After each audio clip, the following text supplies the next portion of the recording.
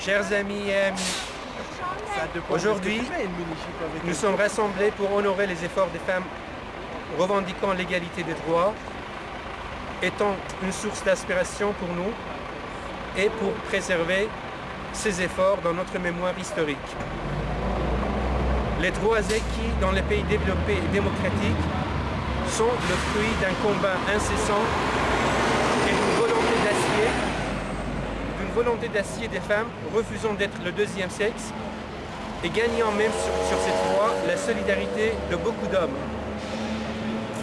On peut dire fermement que leurs efforts ont changé le cours de l'histoire. Alors le manifeste que je vous lis, c'est de CEPID. Alors elle continue. Mais je viens d'Iran où les femmes sont condamnées à mort par la lapidation pour une relation sexuelle. Un pays où le droit de divorce n'est accordé qu'aux hommes, où le témoignage de la femme vaut la moitié de celui de l'homme, sous un régime dictatorial et religieux, alors que la vie de l'homme vaut le double de celle de la femme. Eh oui, elle n'a pas non plus le droit de choix vestimentaire. L'homme peut épouser plusieurs femmes, mais si la femme commet un adultère, elle sera condamnée à une peine maximale. Toutes ces soi-disant lois sont exécutées sous le nom de la jurisprudence et de la charia islamique. Malgré toutes ces humiliations et restrictions, les femmes iraniennes sont l'avant-garde du mouvement pour l'égalité au Moyen-Orient.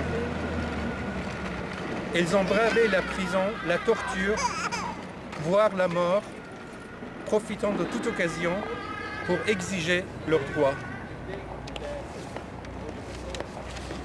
On se rappelle encore la femme journaliste Zahra Kazemi qui a été arrêtée et tuée pour avoir pris des photos des familles de prisonniers de conscience il y a quelques années. Également, Zahra Bani Yaroub, femme médecin, elle aussi arrêtée et tuée en prison pour avoir accompagné l'homme qui voulait l'épouser.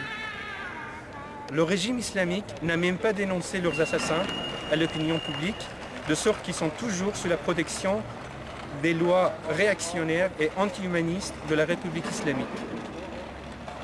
Le 20 juin 2009, la jeune étudiante Neda Ara Sultan a été tuée par balle au cours des manifestations contestataires post-présidentielles, alors que son assassin, bien qu'identifié, continue sa vie normalement sous la protection de leurs lois. Or, les mères de ces jeunes femmes courageuses, victimes de la brutalité du régime, ont crié leur colère, tout comme leurs enfants, pour transmettre leur message aux femmes et aux hommes du monde entier, avides de liberté. Dans les prisons de l'Iran d'aujourd'hui, on ne trouve pas uniquement des hommes en tant que manifestants, défenseurs des droits de l'homme, avocats et journalistes. Elles sont regorgées de beaucoup de femmes, purgeant de longues peines pour avoir protesté contre les lois injustes et discriminatoires ou pour avoir participé activement aux manifestations du mouvement vert. Tout indique que malgré la bravoure des femmes dans le soulèvement populaire en Tunisie, en Égypte, en Libye et au Bahreïn, leur présence et leur rôle ne sont pas aussi frappants comparés au cas des femmes iraniennes. Pas encore. Le message des femmes de ma génération aux femmes dans le monde est le suivant. Notre parcours est bien plus difficile et périlleux que le vôtre, puisque nous défions un système patriarcal et extrêmement rigide. La loi ne nous protège aucunement.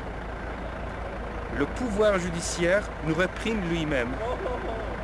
Alors aidez-nous, où que vous soyez dans le monde. Donnez-nous main forte pour combattre l'ignorance, la préjudice et le patriarcat dans cette région agitée du Moyen-Orient. Nous subissons prison, torture et mort. Soyez l'écho de cris de nos corps martyrisés et inanimés dans le monde entier.